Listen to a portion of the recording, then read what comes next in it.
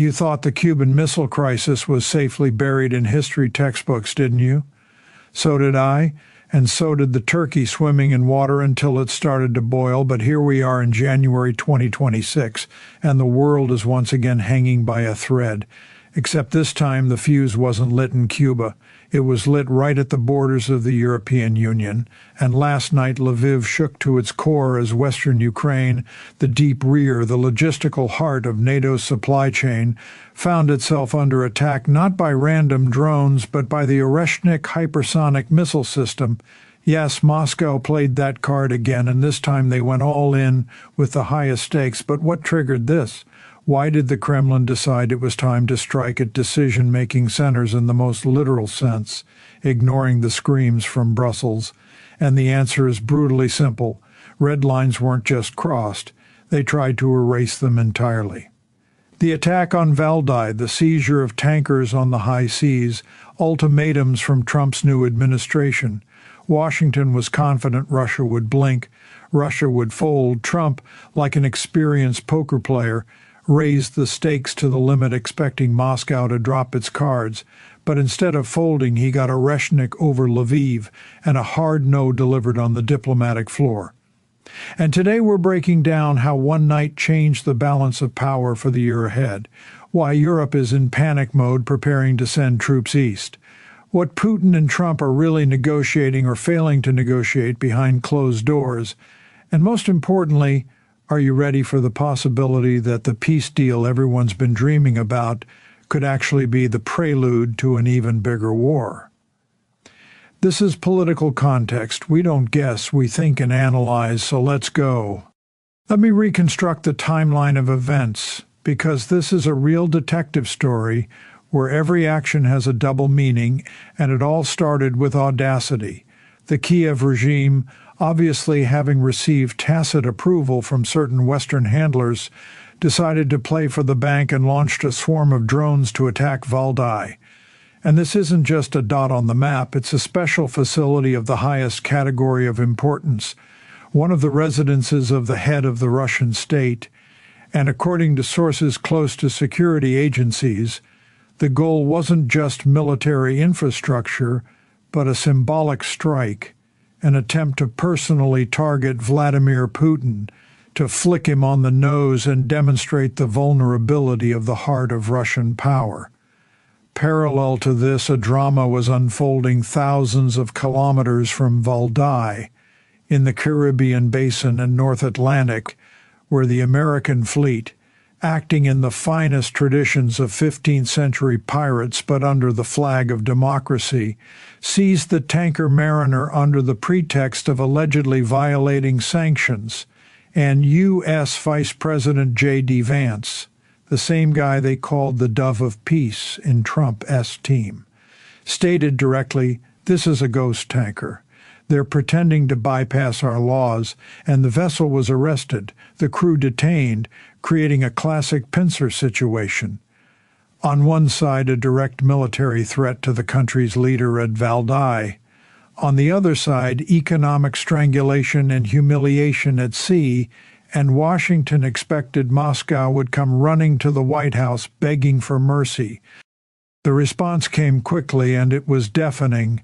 Russia's Ministry of Defense dryly, without emotion, announced a massive strike with high-precision weapons, including sea-based, ground-based complexes and strike UAVs. But the centerpiece was the Oreshnik mobile ground-based intermediate-range missile complex targeting western Ukraine, specifically Lviv, hitting drone assembly sites and, critically important, energy infrastructure, and Ukrainian channels confirmed a series of massive explosions in Lviv, power stations knocked out in Kiev, lights going dark, production grinding to a halt. Why specifically Oreshnik and why Lviv? This is a signal. A missile that can reach NATO headquarters in Brussels in 17 minutes struck just a couple hundred kilometers from the Polish border, from Rzeszów, the main logistics hub through which NATO pumps weapons into Ukraine, and Moscow demonstrated, "We will reach you anywhere, no air defense will save you," and this was the second combat use of Oreshnik, making it clear to everyone that the first time wasn't an accident. And what do we see next? Trump, understanding that force didn't work, immediately changes masks and switches to good cop mode. 2 Russian citizens from the captured tanker Mariner crew are released. Maria Zakharova, the official representative of the Russian Foreign Ministry, immediately expresses gratitude while observing diplomatic etiquette. But let's be honest, this isn't a gesture of American goodwill. It's Trump's attempt to save face after receiving a harsh response and realizing he overplayed his hand. Now let's zoom out and look at the map, because this strike is critically important right now precisely because we're witnessing a split within the West itself. While Trump tries to play complex geopolitical chess, Europe, not knowing how to play this very smart ancient Indian game, is falling into hysteria.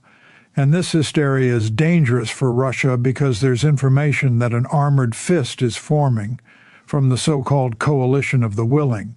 France, Great Britain, Belgium, and these countries are seriously discussing sending their regular troops to Ukraine after a hypothetical ceasefire. And why? The official version is security guarantees for Ukraine, but the real goal is to build military bases and train the armed forces of Ukraine, whose numbers in peacetime they plan to maintain at 700,000 personnel.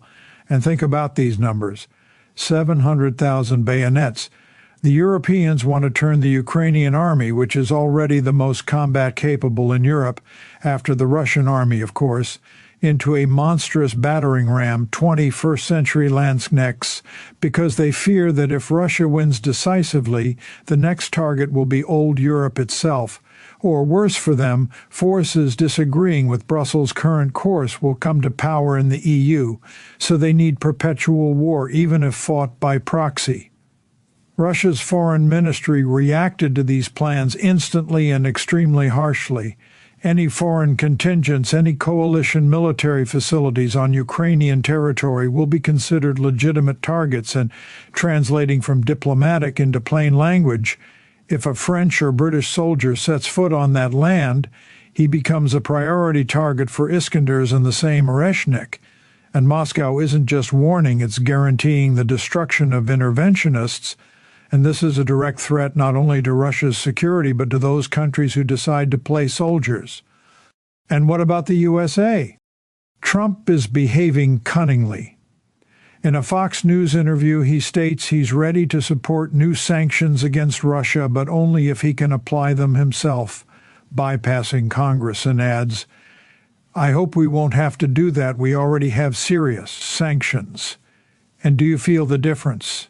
Europe is ready to climb into hell while Trump tries to maneuver because he doesn't need a burning Eastern Front. He doesn't need a war with Russia that will distract resources when he has the main battle of the 21st century ahead, the battle with China.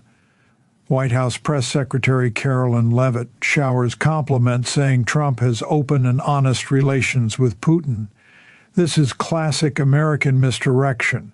One hand strangling with tankers while the other pats your head and offers to talk, but Moscow didn't fall for the smile this time, and the strike on Lviv demonstrates that Russia no longer believes words, only actions, and the attack on Lviv using hypersonics shows that the price of any aggression will grow exponentially. While Western analysts hoped Russia was exhausted, but Oreshnik proved the opposite. Technological and military potential allows strikes that cannot be deflected. Let's face the truth, we all got lucky once in our lives, living more or less peacefully for 50 years after World War II, until the Soviet Union collapsed into the dustbin of history. And in Yalta in 1945, 3 victorious powers managed to agree, but that time is gone and won't return. And now Ukraine is just one episode of a global world order reshuffling, a tragedy and pain for people on the ground, but for Washington, just a pawn on the board. And we're still very far from the next Yalta. The main fear of the American elite was voiced by Tucker Carlson, who's now effectively the mouthpiece of Trumpism. He's horrified by the U.S. military budget figures for next year, growing from $1 trillion to $1.5 trillion, and $1.5 trillion for war? With whom are they planning to fight, aliens? The answer is obvious. China and Trump and his team understand that America alone can't handle Beijing. They need Russia not as a friend, not as a partner, but as a tool. And the ideal scenario for Washington is to tear Moscow away from Beijing, force Russia to either maintain neutrality or, even better, for the U.S. become part of an anti-Chinese bloc, which is exactly why Trump is trying to sell the Ukraine deal. He wants to freeze the conflict, throw a bone in the form of lifting some sanctions and say, okay, guys, we're friends for now. Let's be friends against Xi Jinping. But they're not naive boys sitting in the Kremlin. They perfectly understand that the U.S. ruling circles are soaked in Russophobia. Today they need Russia's raw materials and neutrality, but tomorrow, after dealing with China, they'll come for us again. And helping America build its hegemony is suicide. Russia will never fight China for Uncle Sam's interest. That's an axiom. However, this global conflict opens a window of opportunity for Russia because Trump needs to close the Ukrainian question. He needs to free up resources, which means Moscow can dictate terms. And what are these terms? First, real control over territory. Second, guarantees that the remaining part of Ukraine will never become NATO's battering ram. Third, lifting critical sanctions. And the Oreshnik strike showed that if Russia's conditions aren't accepted, the military machine will continue to work and no European coalitions will stop it. And Trump understood the hint. He saw that the bluff didn't work, and now he'll have to pressure his European vassals to moderate their ardor. Otherwise, the U.S. will have to rake nuclear ashes, which definitely isn't in Trump's plans. So what do we have in the bottom line? January 2026 began with raising stakes to the heavens. Russia passed the stress test. The attack on Valdai didn't cause panic, but cold fury and precise calculation. The piracy with tankers didn't lead to concessions, but only accelerated the break from the dollar system. Oreshnik over Lviv is a message written in fire that the time for persuasion is over. Either peace on Russia's terms and mutual respect for interests, or escalation in which the West has no chance of victory without total planetary destruction. And Trump received his answer. Now the move is Washington's. Europeans can dream as much as they want about military bases near Kyiv, but without a green light from the USA, they'll do nothing. And the USA is now busy saving its hegemony in the battle with China, while Russia in this situation acts pragmatically with no illusions, no belief in good Trump, only national interests backed by hypersonic missiles. Now the question for you, do you think Trump will dare to make a real deal with Russia, throwing Zelensky and Europe under the bus, or will he continue to bluff, risking a third Oreshnik strike, but this time not on a substation? Write in the comments whether you believe American promises. Subscribe to our channel. Hit like if you want to know the truth. We're monitoring developments. Stay tuned.